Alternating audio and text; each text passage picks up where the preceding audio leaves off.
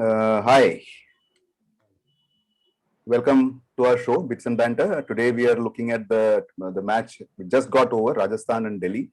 No, what am I saying? Rajasthan in Delhi alongside Mumbai, playing Mumbai.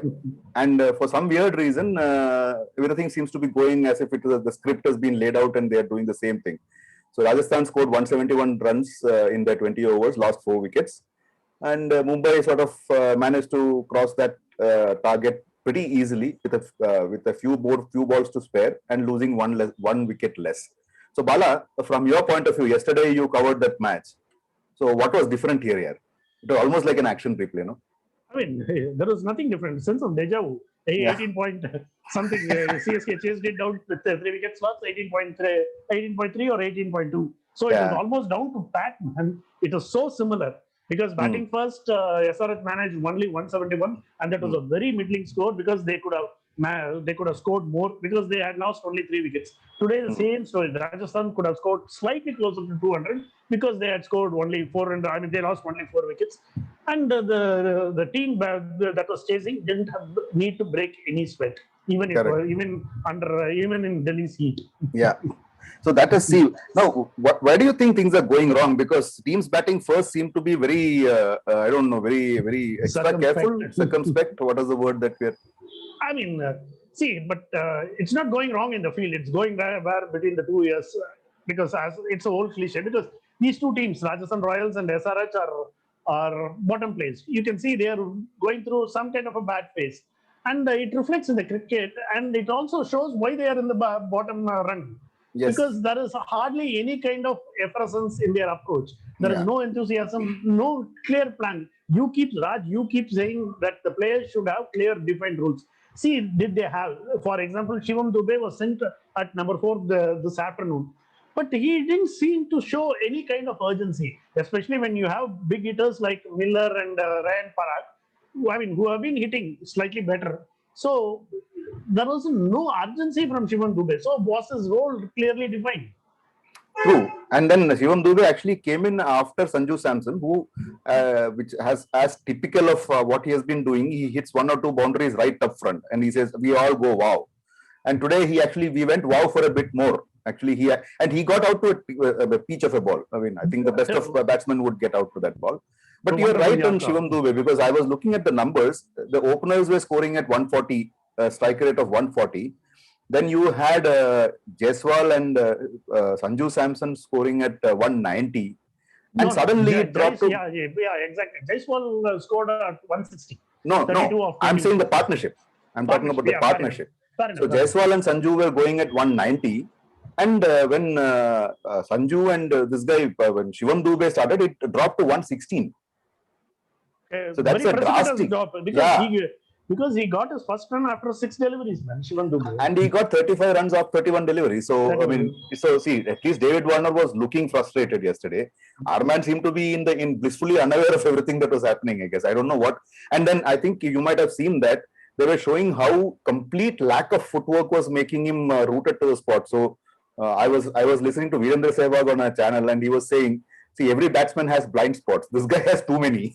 You can't figure out. He, poor fellow, is not able to figure out where it is. I mean, those things, technicality, let's forget it, because people work around technical deficiencies or thereof. But what was worrying from a team perspective is there was no clear strategy, because David Miller, who can score a lot, he got to face only 4 deliveries, man. Correct. Yeah, so you can say that. You can say that about Kedar Jadhav also, but then I don't want to bring that in right now. He managed to score 12 runs on 4 deliveries. I know. Just about that. Maybe he was just trying to spite us. Post-match, I mean, Kedar Jadhav was mingling better with the CSK players. I know. Yeah. So that was a funny part, actually. No, because why David Miller, Ryan Parag, Rahul Tewatia, Chris Morris, all these people are capable of using the long handle, and they were deprived of any kind of chance. Yes. So, see, that's where the match was won and lost match. Correct. I agree with you. I totally agree with you. I think that is where the entire story went haywire. But the silver lining was Yashasvi Jaiswal's form, because 20 balls, 32 runs, he looked in good nick. Yeah. The youngster needs those kind of breaks, and he's pretty good. He has looked good in 2 innings, 30 plus in 2 innings. That's pretty good, because he didn't get these starts last season. Yeah. So this time he's I think two youngsters are holding the Rajasthan flag high. One of them is obviously you mentioned Yashasvi Jaiswal, and the other one is Chetan Sakriya, right? These two fellows. There and as in, I mean, we have forgotten. I just don't get it why Kartik Tyagi isn't sort of in the scheme of things, because you have three bowlers who are very similar. That just doesn't make sense to me. It just doesn't make sense to me because I mean everything that you're doing is extremely similar, and it's almost like you take away one guy and put the other guy, but the ball is going to do exactly the same thing. Yeah, exactly. Yeah, Right. you talked about Chetan Sakaria. He got to bowl only 3 overs. He went for just 18 runs. Yeah. So on this wicket, it's pretty good. Yeah, and it is a good batting wicket, right? Yesterday we saw that. So in fact, we offline we also discussed that the first match probably wasn't the right parameter to measure Delhi wickets, because yesterday they scored pretty. I mean, the Hyderabad didn't score, but Chennai was generally having a good time, right? Good time, but on a wicket, you had Jasprit Bumrah bowling 4 overs for 15 runs. 15 runs, yeah. That was a terrific bowling first spell.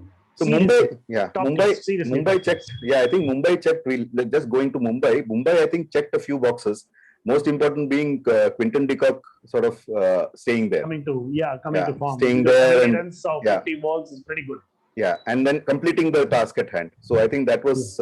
I think he didn't get out. I'm not too sure because last time. He didn't. 70 not out or 40 deliveries. So I think that 50 delivery, 50. Yeah, so that for me was good. I think the Mumbai management seems to be pretty keen to go with the Pandya brothers. So they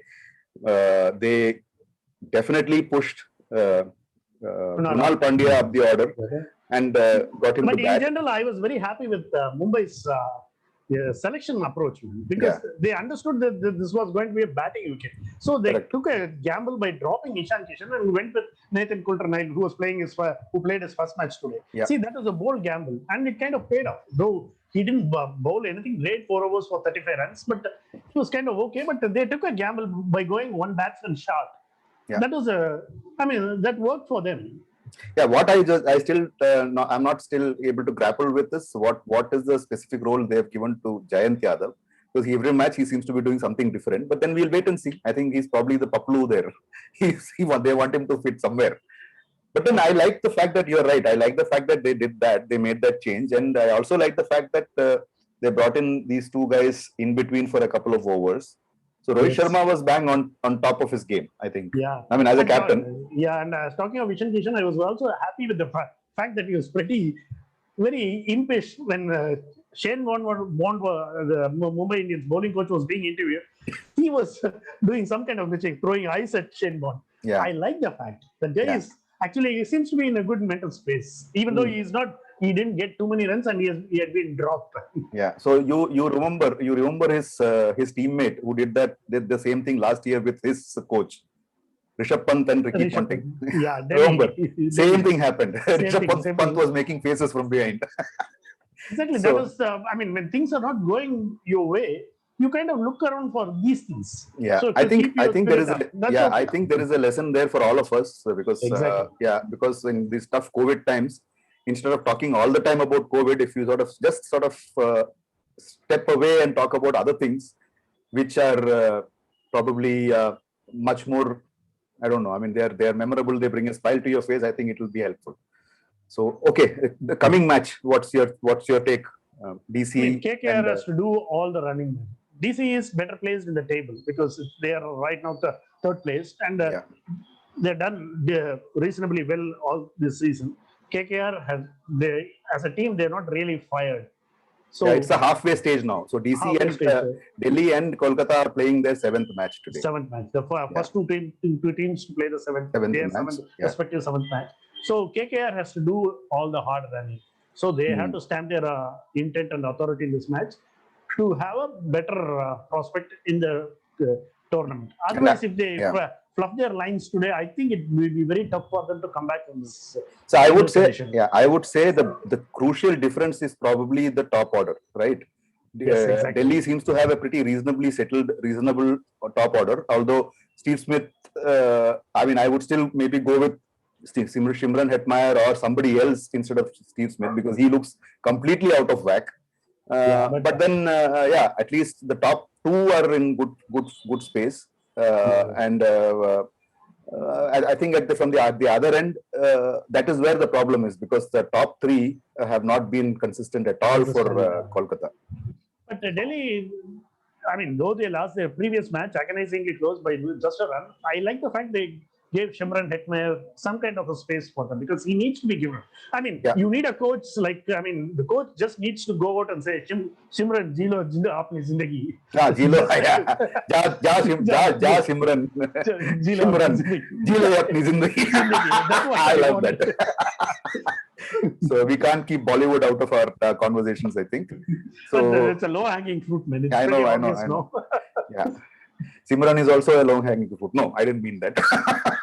I didn't mean that. This is a family show. So anyway, so I think you're right. I think if at all there is, I mean, Kolkata has something to a place where they have an edge. I think they have a terrific spin bowler, which Delhi probably is iffy, because Amit Mishra, on his day, he can be fantastic. Axar Patel is good, man. I mean, these two guys are terrific. But they have a wicket-taking bowler. Although he is poor fellow, he has not played international cricket till now for whatever reasons, because of Yo-Yo, Varun Chakravarti. But I think that is one bit in the Kolkata the team which has been consistent right through. Every match he has done his bit. Yeah, he's done his bit. I think. And another person who needs to do his bit was Shubman Gill for Calcutta. Oh, big time! Big time. He needs to do his bit, because he's there with a huge reputation to manage. So my own belief is that he's, I think, going too hard for the ball. But then, like you said, it is a technicality. I think there are better equipped people to comment on that. Exactly. And when I look at it, I feel he's a little hurried, which he is normally not. I mean, you see Shubman Gill, he has that Rohit Sharma sort of calm. Exactly. Right? But when you're out of form, you tend to reach for the ball. You do the things that you shouldn't. You shouldn't do, exactly. So I think we'll leave it there. So, and we'll get back to you tomorrow with whatever happened in this match. Yeah, and hopefully we have a better match, because last 3 matches have been slightly underwhelming. Yeah, slightly underwhelming. So we don't want a scenario where, see, Delhi first they lost. No, they won by a super over. Then they lost by a single run. So now we need to figure out what are they going to do now. Hopefully they'll get to Hamdinger and then cross the line, if at all, or will they allow? And I think Kolkata has a problem with the thing, like you said. I think we'll end with that. They have to do all the running. Exactly. And let us see if they run. Chalo, thanks Bala, thanks for being there, and we'll see you tomorrow. Bye. Yeah, bye.